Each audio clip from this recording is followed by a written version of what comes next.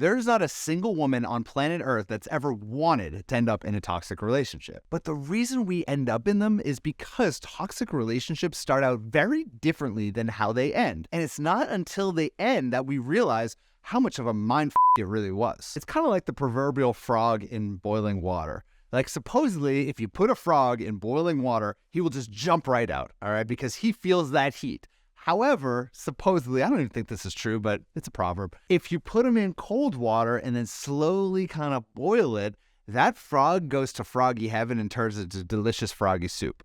It's kind of the same thing with toxic relationships. Rarely is it ever like boiling hot toxic right when you first get in. Typically, it kind of goes like this. You meet a guy, the new relationship is really great. He puts his best foot forward. Oh my God, is he so charming and so sweet? But before you know it, you're boiling alive in this hellhole of a relationship. So here's 5 reasons why that happens so you can avoid it moving forward.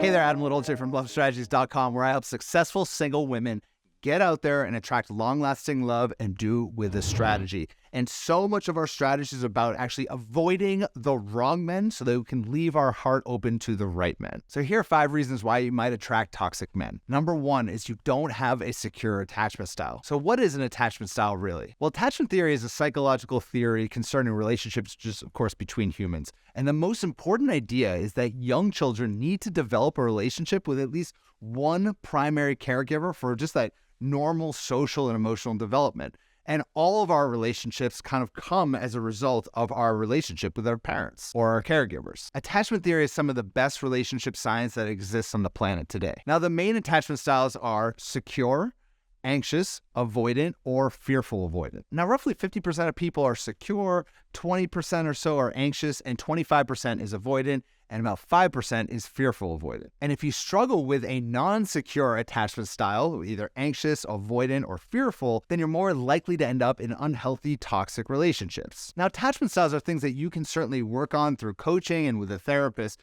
but regardless of what your attachment style is, you always want to be looking for men who have secure attachment styles. And if you want to learn more about attachment styles, we can create another video about this. Give this video a like, tell me that you want to hear more about that, and I'll bring Dr. Gary Lewandowski, one of our relationship coaches, on, and we can talk a little bit more in depth on this very specific topic of which he is an absolute expert on. Number 2 is that you just don't trust men. Now, trust is just an essential element of any healthy relationship. And if trust is broken or just non-existent, it can be really difficult to build any type of real relationship, and it tends to lead us to toxic behavior. I mean, paranoia, jealousy, invading someone's privacy, controlling behavior, trying to control all of his actions, or maybe he controls your actions. And it's possible when you enter a new relationship that you're bringing some of that baggage from previous relationships. I call it like a 50-pound bag of rocks that you might be carrying with you, and it's causing you to not trust, and it's weighing down on your relationship. So if you find that you do lack trust with guys, I need you to attack this head on.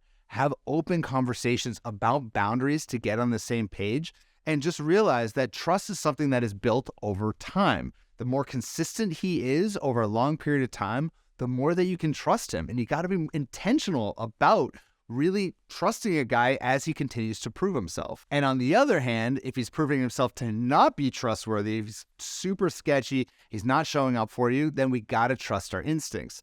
As Oprah Winfrey once said, trust your instincts, intuition doesn't lie. Number 3 is that you or the guys that you're meeting have unhealthy communication patterns. Now look, healthy communication is an essential foundation to any relationship, whether it's romantic or of course platonic. And poor communication or just a lack of communication or opening up, it can lead to so many misunderstandings or just total resentment. And it really creates a breakdown in the fabric of the relationship. When you're in a healthy relationship or a non-toxic relationship, you should be able to communicate clearly and respectfully, even when you're in conflict with one another. Number 4 is that you struggle with insecurities. Now, insecurities and just kind of low self-esteem, it can lead to toxic behavior as a way of just seeking that validation and that attention. And it can also lead you to stay in relationships or just miss some of those red flags and accept less than you deserve because you don't realize that you are worthy of more than you think you are. Now, one of the best ways I've ever found to improve my confidence in something when I feel like I'm insecure, I don't have a lot of confidence in something I'm doing, is to just get more knowledge.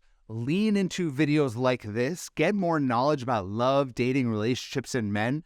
And when you do that, suddenly You're going to be less insecure in these relationships. You're going to know which red flags to look for and which guys to avoid like the plague. And suddenly you'll feel empowered throughout the dating process. And of course, we'll be happy to walk with you every step of the way. You can always check us out. We have a free training at lovestrategies.com. So make sure you check that out.